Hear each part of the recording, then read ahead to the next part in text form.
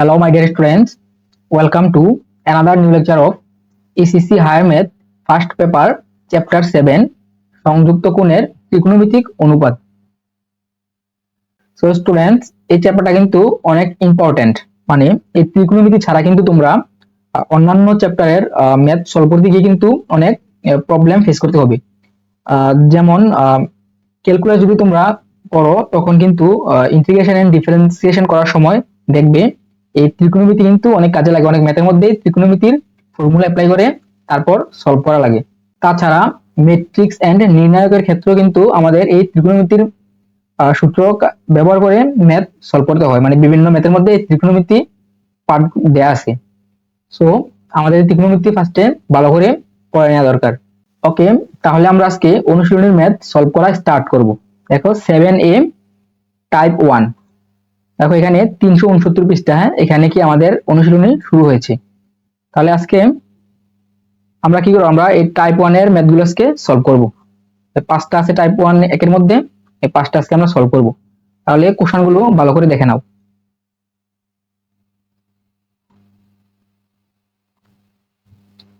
ওকে, তাহলে আমরা ফার্স্টে এই 1 নাম্বার কোশ্চেনটা সলভ করি। sec 3630 ডিগ্রি, এটাকে আমরা কিভাবে লিখতে পারি? এভাবে লিখতে পারি, রাইট? 40 into 90 degree plus 30। ওকে, তাহলে এখানে কি হবে? যেহেতু এখানে 90 এর সাথে 40 কি জোড় সংখ্যা, তাই না? যেহেতু জোড় গুণিতক, তাহলে এখানে sec চেঞ্জ হবে না, sec এখানে secই থাকবে। তাহলে আমরা sec এখানে sec রাখলাম, সাথে এই থিটা, সো 30 ডিগ্রি। তো এখন sec এর সামনে চিহ্ন কি হবে? তাহলে আমরা এখানে চতুর্ভাগ নিয়ম অনুযায়ী হবে। দেখো যেহেতু এখানে 40, তাহলে 40 টাইম ঘুরতে হবে আমাদের এক এক করে। আমরা তাহলে এটাকে ইজিলি কিভাবে ঘুরতে পারি? 4 দিয়ে ভাগ করে নাও 40 কে। 4 দিয়ে ভাগ করলে কত হয়? 10। মানে টোটালটা একবার ঘুরলে তো, মানে 90 এর 4 বার ঘুরলে কি হয়? 90 কে 4 বার ঘুরলে এই পুরোটা একবার ঘোরা হয়, তাই না? তাহলে এখানে আমাদের টোটাল 10 বার ঘুরতে হবে।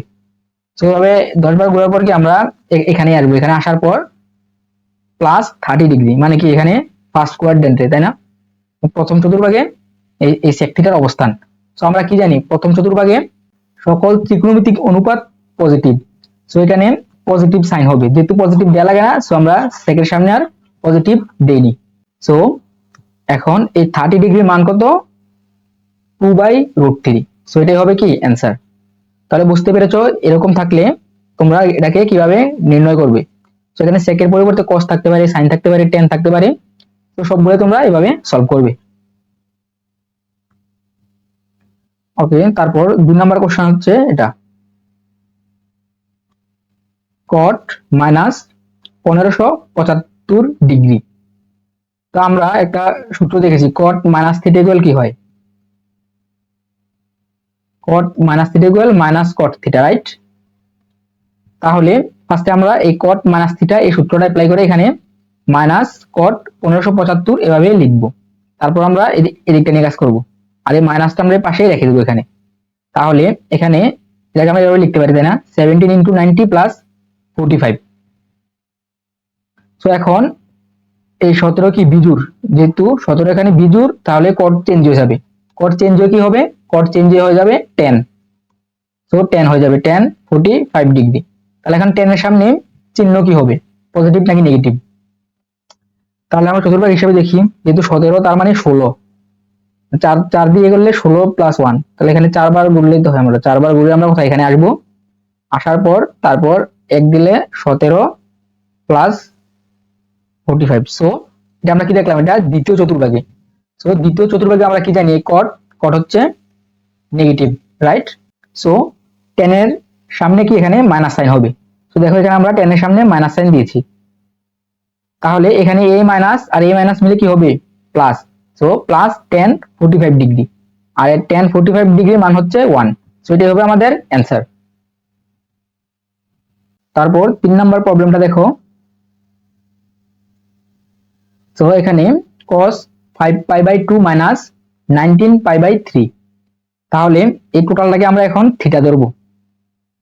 এই টোটালটা এদিকটা যদি থিটা হয়, মানে 90π/3 যদি থিটা হয়, তাহলে এদিকটাকে আমরা কি লিখতে পারি? 5 ইন্টু 5 ইন্টু 180°/2, সো এখানে কত হয় 90°, 5 ইন্টু 90°, রাইট? সো এদিকটার মান কিন্তু 5 ইন্টু 90° এদিকটা। সো তাহলে আমরা কি হয় 5 ইন্টু 90° মাইনাস ওদিকে যদি থিটা হয়, তাহলে এখানে কি হবে, যেহেতু এখানে বিজোড় 90 এর বিজোড় গুণিতক এখানে রয়েছে, তাই না? তাহলে এখানে cos চেঞ্জ হয়ে যাবে, সো cos চেঞ্জ হয়ে এখানে sin হয়েছে। তাহলে এখন সাইনের সামনে চিহ্ন কি হবে এটা আমরা দেখি। দেখো চতুর্ভাগের হিসেবে 4 বার করলে আমরা এখানে আসবো, তারপর 5 বার, তারপর কি মাইনাস থিটা, রাইট? তাহলে প্রথম চতুর্ভাগে, সো প্রথম চতুর্ভাগে সবগুলি পজিটিভ, তাহলে সাইনের সামনে প্লাস সাইন হবে। ওকে, যেহেতু প্লাস দেওয়া লাগে না তাই আমরা দিইনি, তাহলে এখানে আমরা প্লাস সাইন থিটা লিখলাম, যেহেতু এটাকে আমরা থিটা ধরেছি সো এটাকে আমরা এখানে লিখবো। তাহলে এখন আমরা এটাকে নিয়ে কাজ করব। দেখো এটাকে আমরা কিভাবে লিখতে পারি, সাইন 12 ইন্টু π/2 প্লাস π/3 আমরা লিখতে পারি। এখানে π/2 মানে কি, π/2 হচ্ছে 90°, রাইট? ওকে, দেখো এই দিকটা তোমরা ইজিলি কিভাবে ক্যালকুলেশন করবে আমি শিখিয়ে দিচ্ছি। ফার্স্টে তোমরা 90 ইন্টু 180° এভাবে লিখে ফেলবি, নিচে 3। সো টোটালটাকে ক্যালকুলেশন করে দেখো কত হয়। দেখো এখানে টোটালটাকে যদি আমি ক্যালকুলেশন করি তাহলে হবে 1140। সো এটাকে এখন আমরা 90 দিয়ে ভাগ করব, তাহলে 12, দেখো 12 পয়েন্ট সামথিং হবে, 12.67। তার মানে এখানে 12 এর সাথে আমরা 90 গুণ করার পরেও আমরা ছোট একটা মানে একটা সূক্ষ্মকোণ পাবো। সো তাহলে দেখো 12, তারপর তোমরা 12 ইন্টু 90 করে দিবে, কত হয় 12 ইন্টু 1080। তাহলে এখানে 1080 হলে আমাদের 1140 হতে আর কত লাগে, এটা থেকে বিয়োগ করে 1140 থেকে 1080 বিয়োগ করে দাও, 60, রাইট? তাহলে আমরা 60 কে π/3 ভাবে লিখতে পারি, রাইট? তাহলে আমরা কি করব, 12 ইন্টু, যেহেতু এখানে পাই দিয়ে এটা, সো আমরা π/2 লিখবো প্লাস 60° কে এই π/3 এভাবে লিখে দিব। সো এটা অনেক ইজি হবে। তাহলে যদি এরকম থাকে তোমরা ফার্স্ট এটাকে মানে রাফ করে নিবে, এই পাইকে 180 তে কনভার্ট করে রাফ করে নিবে, তাহলে তোমরা ইজিলি ক্যালকুলেশন করতে পারবে, এই দিকটা তোমরা ইজিলি লিখতে পারবে। তাহলে এখানে আমরা 90 এর পাশে দেখতেছি জোড় গুণিতক, তাহলে সাইন সাইনই থাকবে। সো এখানে সাইন সাইনই রাখলাম আমরা। তো যেহেতু এটা 12 না, যেহেতু এটা 12, সো এখানে 3 বার না 4 হিসেবে 4 দিয়ে ভাগ করলে 3 বার হয়, সো এটা 3 বার আমরা এভাবে ঘুরবো। এরপর কি হবে প্লাস থিটা, মানে প্রথম চতুর্ভাগে, সো প্রথম চতুর্ভাগে সবগুলোই পজিটিভ, তাহলে সাইনের সামনে এখানে পজিটিভ সাইন হবে। তাহলে তাহলে এখানে আমরা কি লিখতে পারি, সাইন π/3, আর π/3 মানে যেহেতু 60°, তো সাইন 60° মানে হচ্ছে √3/2, এটা হবে কি আমাদের অ্যান্সার। ওকে স্টুডেন্টস, তাহলে এখন 4 নাম্বার প্রবলেমটা দেখো। প্রশ্ন হচ্ছে সাইন nπ প্লাস ব্র্যাকেট -1, তারপর পাওয়ারে কি আছে n, তারপর হচ্ছে π/6, তারপর এখানে যেখানে n ধনাত্মক পূর্ণ সংখ্যা, তাহলে এখানে ধনাত্মক পূর্ণ সংখ্যা কি তোমরা জানো, 9 10 এ পড়ে এসেছো, 1 2 3 4 5 এভাবে এক এক করে বাড়তে থাকবে, এগুলো হচ্ছে ধনাত্মক পূর্ণ সংখ্যা। সো তাহলে আমাদের এটার মান নির্ণয় করতে হবে। তাহলে ফার্স্টে আমরা কি করব, জোড় মানে ধনাত্মক, যেহেতু 1 2 3 4 5 এক এক করে বাড়বে, ফার্স্টে আমরা জোড় সংখ্যাগুলো দিয়ে চেক করে দেখবো এটার মান কি হয়, তারপর আমরা এই বিজোড়গুলো দিয়ে চেক করে দেখবো কি হয়। তাহলে দেখো ধরি আমরা n = 2m, যেখানে m হচ্ছে স্বাভাবিক সংখ্যা, ন্যাচারাল নাম্বার। তাহলে এখানে 2m এর মিনিং কি, 2m হচ্ছে জোড় সংখ্যা বোঝানো হচ্ছে। ওকে, কারণ দেখো এখানে m কি, m হচ্ছে স্বাভাবিক সংখ্যা, 2 এর সাথে তুমি যে কোনো স্বাভাবিক সংখ্যা গুণ করো না কেন, দেখো 2 আর 1 2 হয়, 2 ইনটু 2 কত 4, 2 ইনটু 3 6, তারপর 2 ইনটু 4 8, 2 ইনটু 5 10। 2 এর সাথে তুমি স্বাভাবিক যে কোনো সংখ্যা মানে 1 2 3 4 5 6 যে কোনো সংখ্যা গুণ করো না কেন, এটা কি হয়ে যাবে, জোড় সংখ্যা হয়ে যাবে। তাহলে এখানে n এর সাংখ্যিক মান আমরা ফার্স্টে জোড় ধরে নিলাম। তাহলে জোর ধরে নিয়ে দেখো কি হয়। ফার্স্টে আমরা কোশ্চেনটা লিখেছি, লেখার পর এখানে সাইন, এখানে n এর মান বসেছে, যেহেতু আমরা n 2m ধরে নিয়েছি, সো n এর মান 2m সাথে পাই, তারপর প্লাস এখানে পাই/6, এই পাইটাকে আমি এই পাশে রেখেছি। তাহলে দেখো এখানে যেহেতু এটা এখানে জোড় সংখ্যা, ওকে, এটা জোড় সংখ্যা, আর পাইকে আমরা কি লিখতে পারি, 180 ডিগ্রি না পাই 2 × 90, রাইট, 2 × 90 ডিগ্রি।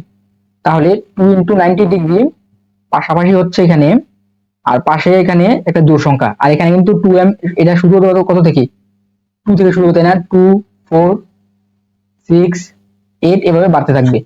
তাহলে এখানে 2, আর এখানে পূর্বে কত 2 এখানে এই পাশে রয়েছে, তো শুরুটা হবে কি 4 × 90 থেকে এটা স্টার্ট হবে, 4 × 90 তারপর চেঞ্জ হতে থাকবে। তাহলে 4 × 90 হলে, তাহলে আমরা কি দেখতে পেলাম, এখানে 90 এর সাথে জোড় গুণিতক থাকে, ওকে, যেহেতু এখানে সবগুলো একদম জোড় সংখ্যা হবে।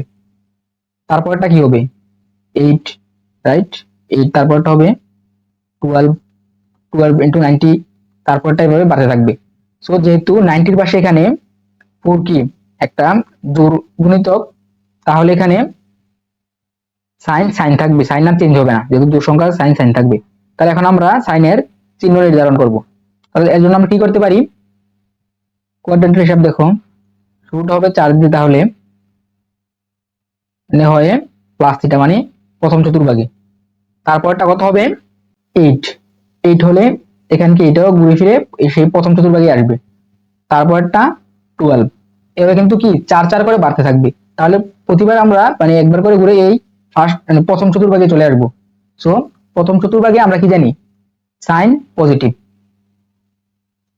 সো এখানে আমরা পজিটিভ রাখলাম সাইনের মান, আর এখানে থিটা কি পাই/6, তো এখানে পাই/6 হচ্ছে 30 ডিগ্রি, সাইন 30 ডিগ্রি মান হাফ, এখানে আমরা হাফ দিলাম। তো এবার আমরা এখানে n এর মান এখন আমরা বিজোড় ধরবো, এখানে আমাদের 1 3 5 7 এগুলো কিন্তু রয়ে গেছে। তাহলে যেহেতু এই 2m জোড় সংখ্যা, তো এই জোড় সংখ্যা থেকে যদি আমরা 1 মাইনাস করি, তাহলে কিন্তু এটা বিজোড় সংখ্যা হয়ে যাবে। কিভাবে দেখো, ফার্স্টে 2 থেকে শুরু হয়েছিল 2m এর মান 2 4 6, এক এক করে মাইনাস করে দেখো, এটা 1 হয়, এটা থেকে 1 মাইনাস করলে কত হবে 3 হবে, এটা থেকে 1 মাইনাস করলে 5 হবে, তো এভাবে 1 3 5 7 এভাবে চলতে থাকবে, ওকে। তাহলে আমরা ফার্স্ট এটা লিখবো, লেখার পর এখানে n এর মানের পরিবর্তে আমরা 2m - 1 এটা লিখেছি। সো এই পাশে দেখো পাওয়ারে আমরা এটা লিখেছি, রাইট। এখানে -1 এর উপর কি এখানে বিজোড় সংখ্যা, তো বিজোড় সংখ্যা থাকলে মাইনাসের উপর বিজোড় সংখ্যা থাকলে কি মাইনাসই থাকে। তাহলে এই দিকটা কি হবে, টোটালটা মাইনাস হবে, তাই না, মাইনাস পাই/6 হবে দিকটা। আর এই পাশে আমরা পায়ের সাথে কি করব, গুণ করে দিব। সো এখানে পায়ের সাথে এই 2m ফার্স্টে গুণ করে দিলাম, তারপর 1 এর সাথে মাইনাস পাই, আর এই টোটালটা কি হয়েছিল, টোটালটা হয়েছিল -পাই/6। সো আমরা এটা এখানে লিখেছি। লেখার পরের স্টেপ দেখো, আমরা এখানে মানে 1 কমন নিয়েছি, -1 কমন নিয়েছি, তো কি থাকবে পাই প্লাস পাই/6 থাকবে, আমরা মাইনাস কমন নেওয়ার পর। তাহলে এখানে এদিকটা কত 2m পাই, মানে এটা হচ্ছে আমরা এখানে যে এদিকটা দেখলাম না, এটার মতোই হয়েছে, বাট এখানে ছিল প্লাস আর এখানে কি মাইনাস। সো এটা প্রতিবার কোন চতুর্ভাগে থাকবে, প্রথম চতুর্ভাগে ছিল, এখন কি এই 4 নাম্বার চতুর্ভাগে থাকবে। সো সাইন কিন্তু চেঞ্জ হবে না, যেহেতু এখানে 2m পাই, সো এটা কি জোড়গুণিতক, 90 এর জোড়গুণিতক, সো এখানে সাইন সাইন থাকবে, যেহেতু চতুর্থ চতুর্ভাগে সাইন নেগেটিভ, সো এখানে একটা নেগেটিভ সাইন আসবে, আর এটাকে আমরা থিটা ধরেছি, সো এখানে এটা অ্যাজ ইট ইজ লিখলাম।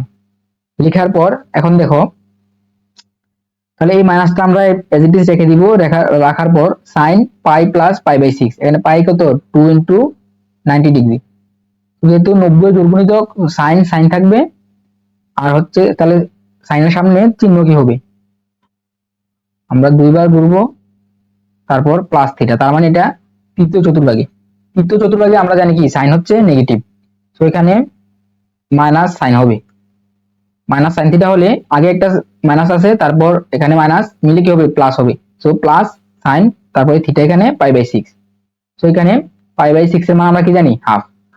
সো এখানে n একটি ধনাত্মক পূর্ণ সংখ্যা হলে নির্ণয় মান কি হবে হাফ হবে, কারণ আমরা যখন এটাকে ধনাত্মক পূর্ণ সংখ্যা আমাদের n বলে দিয়েছি, তো আমরা জোর ধরে করার পর কি হয়েছে, আমাদের হাফ হয়েছে, এবং বিজোড় ধরে করার পর কি এখানে আমাদের হাফ হয়েছে। সো হাফ এখানে অ্যান্সার। আচ্ছা, এখানে একটা বিষয় মিস হয়েছে, দেখো এখানে এটা এখানে আমরা n এর মান বসানো লাগবে, তাই না? দেখো n এর মান এখানে আমরা এখানেও বসাবো। বসালে এখানে মাইনাসের উপর যদি জোড় সংখ্যা থাকে, মানে 2 4 6 এরকম থাকে, তাহলে কি হয়, মাইনাস কিন্তু প্লাস হয়ে যায়। সো এখানে প্লাস হয়ে প্লাস π/6 হয়েছে। ওকে ওকে স্টুডেন্টস, এবার 5 নম্বরের প্রবলেমটা দেখো। 10 nπ/2 প্লাস ব্র্যাকেট -1 পাওয়ার n π/4, যেখানে n শূন্য বা ধনাত্মক পূর্ণ সংখ্যা। এটা কিন্তু চারটার সাথে সিমিলার, তাই না? এখানে এক্সট্রা কি আছে, n হচ্ছে শূন্য। ওকে, তাহলে ফার্স্টে আমরা n শূন্য এটা নিয়ে কাজ করব। তাহলে দেখো n এর মান আমরা শূন্য ধরে নিয়েছি ফার্স্টে। ধরে নেওয়ার পর এখানে n এর মান শূন্য বসালে কি হয়, এখানে n যদি শূন্য হয় 0 ইন্টু π/2 প্লাস -1, n এর মান 0 আর কি π/4। তাহলে এটা কি হবে, এই পাশটা 0 হয়ে যাবে, রাইট? 0 প্লাস এখানে কোনো কিছুর উপর পাওয়ার 0 থাকলে কি হয়, এটা 1 হয়। 1 ইন্টু π/4। তাহলে এখানে এই দিকটা কি হবে, দিকটা হবে π/4, আর এখানে +0। ওভারঅল আমরা কি পাবো, π/4 পাবো। তাহলে আমরা এখানে কি লিখতে পারি, 10 π/4, রাইট? তাহলে এখানে 10 π/4 এর মান কত, 1। তো আমরা n এর মান 0 ধরাতে এখানে মান পেয়েছি কত, 1 পেয়েছি। ওকে, তাহলে এখন আমরা n কে জোড় সংখ্যা ধরবো। দেখো এখানে n হচ্ছে জোড় সংখ্যা। তাহলে জোড় সংখ্যা হলে এখানে n যেহেতু আমরা 2m ধরেছি, এখন এখানে n এর মানগুলো বসাও। n এর পরিবর্তে আমরা 2m বসিয়েছি এখানে, এখানে 2m। সো তাহলে এখানে এই 2m বাদ দিয়ে কি থাকবে, m পাই প্লাস এখানে যেহেতু এই -1 এর উপর কি এগুলা জোড় সংখ্যা যেহেতু, সো এটা প্লাস হয়ে যাবে। তাহলে টোটালটা কি হবে, টোটালটা হবে প্লাস π/4। তো এটা আমরা এখানে লিখেছি। ওকে, তারপর এখানে দেখো এখানে 10, আর এদিকটা এখন কি হবে,